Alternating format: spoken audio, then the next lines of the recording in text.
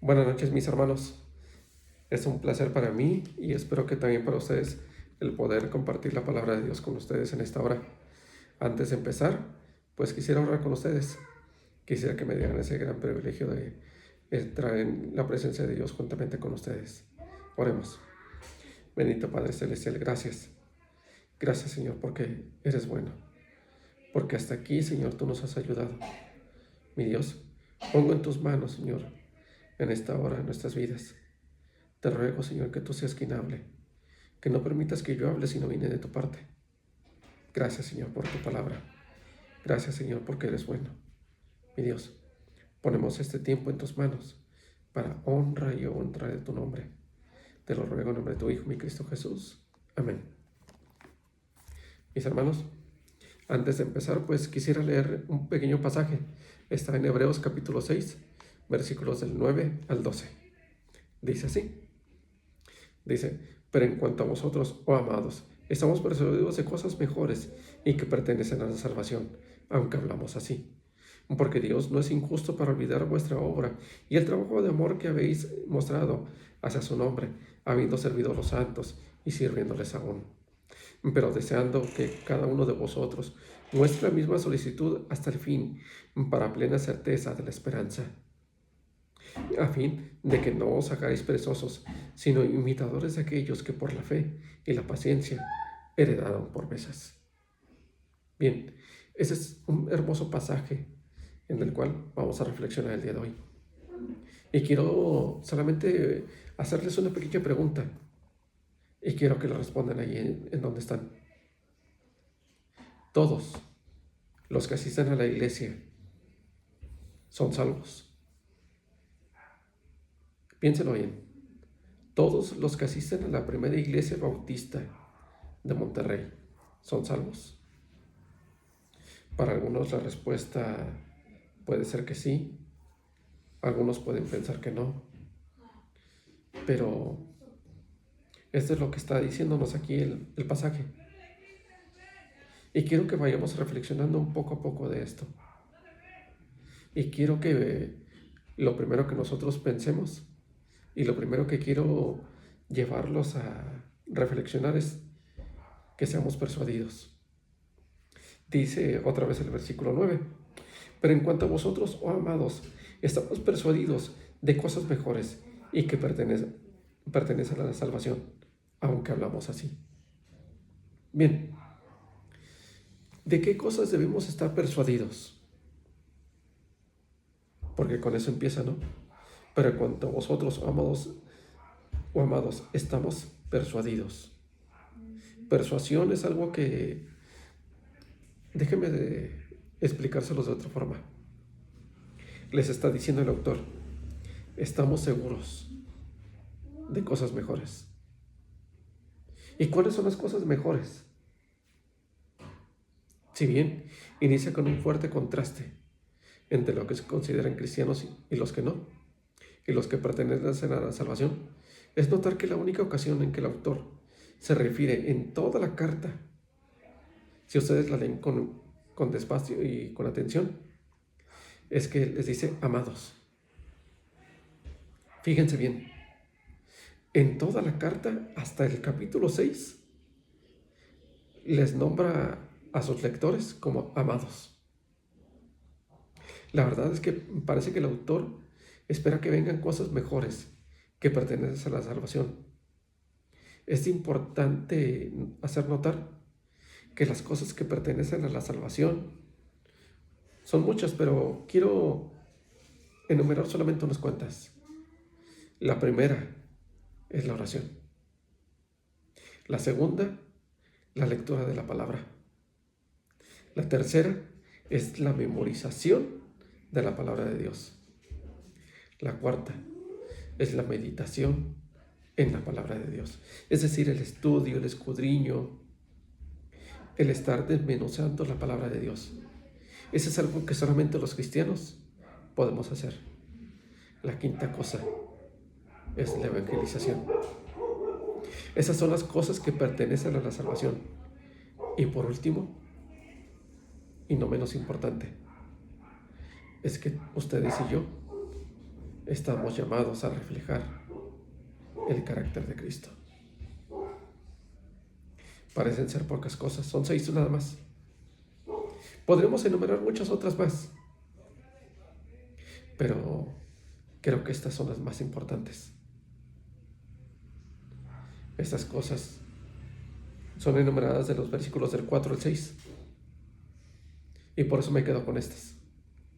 Se ve un claro contraste en lo que acabamos de mencionar y en los que dicen o creen que son salvos. Y quiero que reflexionemos en esto, que tanto el día de hoy yo estoy haciendo esas 6 cosas, que tanto yo estoy dedicando mi tiempo en la oración, en la lectura de la palabra de Dios, en la meditación de su palabra, en la memorización, en la evangelización, y que tanto yo reflejo el carácter de Cristo. Algunos podrán decir, no, es que yo soy muy malo memorizando, o yo tengo memoria de teflón. Se los compartí en una ocasión en la escuela dominical. Todos conocemos un sartén de teflón, un traste, una olla, un recipiente. Les aseguro que ustedes lo empiezan a tallar y a tallar y a tallar, se les cae el teflón. Así es que tal vez lo que hace falta es que tallemos nuestra mente para poder memorizar la palabra de Dios, porque es de mucha importancia. Miren, a lo siguiente que quiero llevarles el día de hoy es que Dios no es injusto. Voy a leerles otra vez el verso 10. Porque Dios no es injusto para olvidar vuestra obra y el trabajo de amor que habéis mostrado hacia su nombre, habiendo servido a los santos y sirviéndoles aún.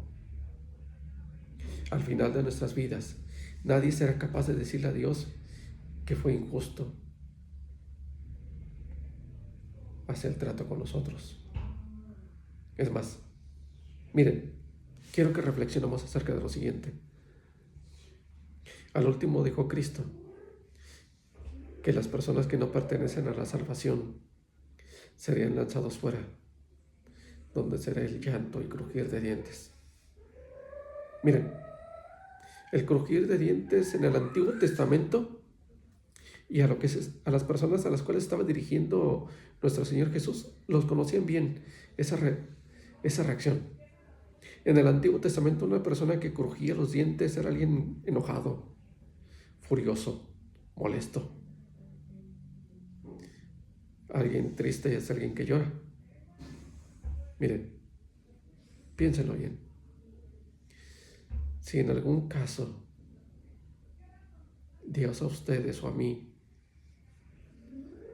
y a mí en lo particular, tal vez Dios al final de mis días me diga, ¿sabes qué? No te conozco. Yo no sería de los que crujirían los dientes. Sería de los que lloran. Porque si bien conozco a Dios, lo conozco desde hace muchos años. Yo sé que no es injusto y que su decisión no sería injusta. Porque ¿saben qué? Dios sabe realmente quiénes somos. Sabe si fingimos o somos sinceros con Él. Aquel autor, de una manera directa y a propósito, dice a los cristianos que estaban sufriendo persecución, angustia, nos dice el día de hoy, ¿sabes qué? Dios no se olvida del trabajo que has hecho por amor del nombre de Dios. La gente es ingrata, la gente es inmadura, la gente somos desleales. Muchas veces somos muy rápidos para emitir juicios y no para escuchar. Pero ¿sabes qué? Dios no es así. Dios sabe lo que has hecho. Dios sabe qué trabajo has hecho hasta el día de hoy. ¿Y sabes qué? Dios no es infiel a sus promesas.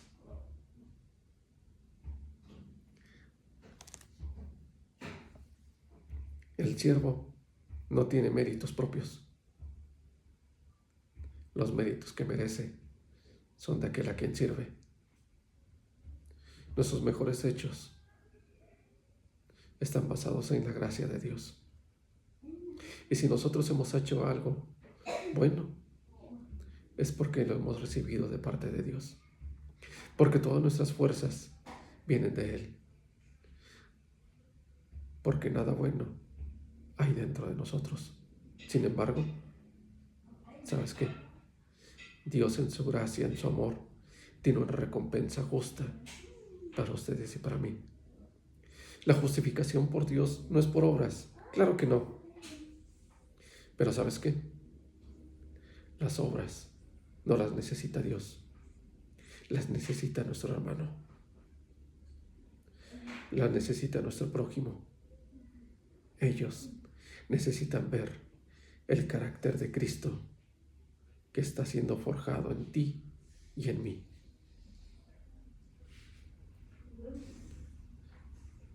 ¿Qué es lo que busco realmente al reunirme los domingos o los fines de semana en la iglesia? ¿Qué es lo que busco? ¿Hacer la voluntad de Dios? ¿Hacer la voluntad de aquellos que me observan? No, que no sea así. Que nuestra voluntad sea agradar a nuestro Dios. Miren, lo siguiente es la perseverancia. La primera cosa que les hice mención, recuérdenlo, es que seamos persuadidos de cosas mejores. Lo segundo, que Dios no es injusto. La tercera, perseverancia. Quiero leerles el verso 11 al 12. Dice así: pero deseando que cada uno de vosotros muestre la misma solicitud hasta el fin, para plena certeza de la esperanza, a fin de que no os hagáis perezosos, sino imitadores de aquellos que por la fe y la paciencia heredaron las promesas. Si bien la única marca que vamos a poder ver de un cristiano verdadero es su perseverancia, su dedicación a la obra a la cual Dios les llamó. ¿Cuántas personas ustedes han visto que empiezan a asistir a la iglesia y de repente se van? Miren, quiero contarles una pequeña anécdota que escuché en una ocasión. Había un grupo de pastores en los Estados Unidos que en sus iglesias tenían problemas de murciélagos. Y en una cierta ocasión se reunieron en una asamblea y había una plaga muy grande. Y entonces empezaron a decir, ¿sabes qué? Es que los murciélagos están invadiendo nuestros templos y están haciendo muchos destrozos. Y algunos empezaron a opinar, ¿sabes qué? Nosotros deberíamos, no sé, algunos empezaron a decir, pues debemos de contratar un exterminador. Otros ponerles trampas, ahuyentarlos con tal vez cazándolos. Y de repente otro pastor dijo, ¿saben qué? Yo encontré la solución.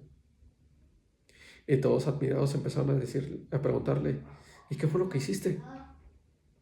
Y él se levantó en medio de ellos y les dijo, bueno, agarré efectivamente un día y atrapé los murciélagos. Los bauticé, los hice miembros y al día siguiente ninguno se presentó. Es una anécdota que podríamos decir que ocurre a veces en las iglesias.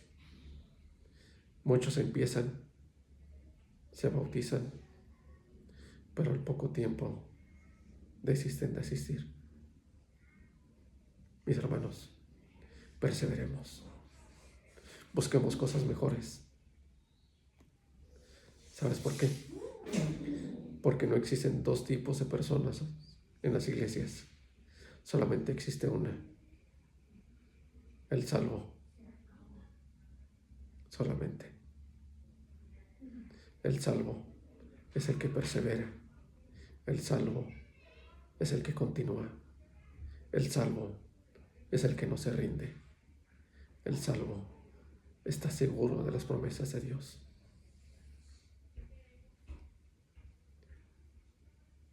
¿Sabes qué? Algún día tú y yo seremos llamados a cuentas. ¿Qué cuentas le vamos a dar a Dios? ¿Desistimos de las cosas que Él nos dijo que hiciéramos? ¿O fuimos diligentes, continuamos y perseveramos?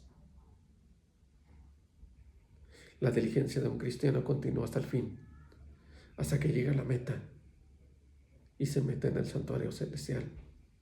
En ningún momento de la vida cristiana cabe la pereza, porque es lo contrario de la fe. En vez de flojear, la persona de fe espera con paciencia. ¿Qué espera? Las promesas de Dios. Los que han trazado el camino de fe antes que nosotros han dejado ejemplos que debemos imitar. La fe y la paciencia son una marca única de un cristiano. Dos expresiones se escriben con una sola. Podríamos traducir que la fe puede traducirse como perseverancia, o que la perseverancia puede traducirse como fe. Nuestros antepasados que tenemos registro en las escrituras muestran que la fe y la paciencia son lo mismo. En esencia, lo que nos está diciendo el autor y la Biblia el día de hoy es que no seamos perezosos. Es que vale la pena levantarse todos los días, tomar este hermoso libro, dedicarle un tiempo y antes de abrir las puertas de la casa, de abrir las puertas del cielo que está aquí con nosotros.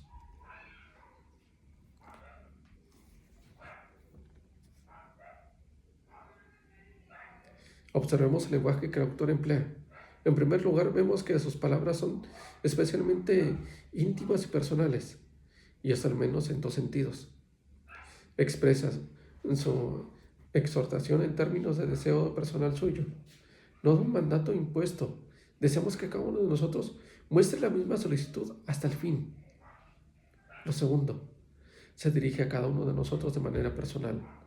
Su preocupación no solamente por el conjunto de iglesias, sino por cada miembro que asiste a ella. Mis hermanos, el Espíritu Santo, a través de la lectura del día de hoy, está preocupado en que nosotros nos volvamos perezosos. En el llamado de Cristo Jesús nos hizo a nosotros un día. Es importante dejar el lastre que nos estorba. Al final, solo Dios va a recibir a los buenos obreros, siervos y fieles. Quiero presentarles a alguien que está aquí conmigo. Es Judá, mi hijo. Y él está aquí acompañándome en la grabación el día de hoy. ¿Cómo Saludo. están? ¿A quién de nosotros nos va a decir: bien, buen siervo y fiel? Sobre poco fuiste fiel, sobre mucho te pondré. Entra en la presencia de nuestro Dios. ¿Qué tanto de ejemplo estamos sirviendo tú y yo para las personas que tenemos alrededor? Y quiero terminar con unas palabras que escribe nuestro apóstol Pablo en 2 Timoteo capítulo 2 verso 1. Tú pues, hijo mío, esfuérzate en la gracia que es en Cristo Jesús. Parecen términos incompatibles: gracia y esfuerzo. La paciencia que tenía el apóstol Pablo debemos de reflejarla el día de hoy. Y podemos decirle a nuestros hijos: ven, y ahora yo te digo a ti también, esfuérzate en la gracia de Cristo Jesús. Sí. Refléjalo siempre. ¿Sí, hijo? Ujú. Mis hermanos, ustedes también. que juntos reflejemos a Cristo Jesús, que nos esforcemos en reflejarlo el día de hoy. Quiero terminar con una oración. Oremos. Ven, vamos a orar, hijo. Soy su hijo. Bendito Padre Celestial, gracias porque eres bueno. Gracias, Señor, por tu palabra. Gracias, Señor, porque eres tan grande y tan amoroso que nos sigues hablando el día de hoy. Permite que estas palabras sean escuchadas, que sean puestas por obra, no solamente por mí, sino por cada una de las personas que está escuchando este devocional.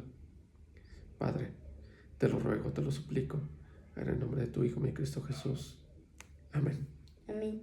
Hasta luego, mis hermanos. Soy el hijo de Judas y escuchar.